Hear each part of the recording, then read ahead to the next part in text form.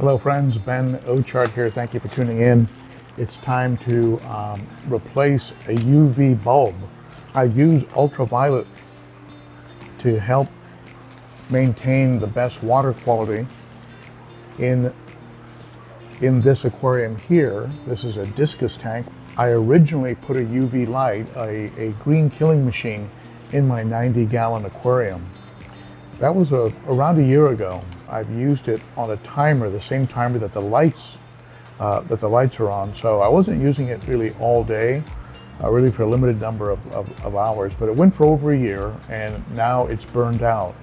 The way you know it's burned out is because the green light on the power unit goes off, and that tells you that it's time to replace the bulb. Now with the green killing machine, I like it because you don't have to splice like a twist or a light into a hose and risk points of leaking, like places where there could be a leak or something like that. And it runs the water past the UV light at the optimum volume. In this case, it's a 24-watt bulb, which is plenty for a 55-gallon aquarium. It's not a matter of using a bulb like you would in a canister filter, where you pop out the bulb and put a new one in. So why would you use a UV? It will kill parasites.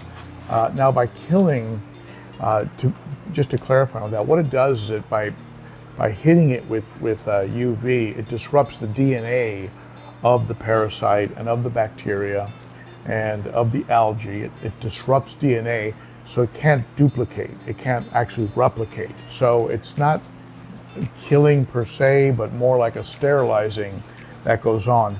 Any parasites that might already be in the intestines, right, in the body of the fish, they're not going to be affected by UV. They're a great way to get water clarity, because very often what's floating around in your aquarium is an algae bloom or a bacterial bloom. So with the UV sterilizer, it can clear that up. I added UV because I wanted to prevent parasites, which unfortunately are a bit common with discus, and one of the reasons that discus can really start to deteriorate quickly. So you've got to pick up good, healthy discus to begin with. Run them through their normal quarantine, and then get them into a tank with UV. And you can see the way the system works. There's a pump that attaches right there, and that pump runs water past the UV light very slowly. That's encased in this hard case. Once a week, you pull this out. You give this a little rinse. It's just a little sponge to keep the inside of this clean. You just run it, and you'll get good water clarity, and you'll have to worry a little bit less about bacterial infections, algae, and parasites. Three things that can annoy fish keepers. It can be expensive. So the 24-watt, the biggest unit made by Green Killing Machine, is going to cost you around $100. And each time you replace one of these, it's going to cost you about $30 to $40. And they need to be replaced once a year usually. It's not cheap. It's not something you would. It's not an inexpensive solution. And some folks, there's different camps on it. Some people say it's not worthwhile. Some say it's very worthwhile. There was a lot of it was anecdotal up until not that many years ago, where a lot of research started coming out and actually showing, in particular in the saltwater world, where the destruction of a coral or a saltwater tank can be thousands of dollars. And so they were doing a lot of research, and they really concluded that UV does make a difference. It will kill viruses that are floating around, but it's not a substitute for your regular maintenance. You still need to do your water changes and maintain your filters, use your water conditioners, add vitamins like I do, I add vitamins and minerals to the water, but it's not a substitute for good fish care, good fish husbandry, right? I'm gonna go ahead and swap this out in my 90 gallon.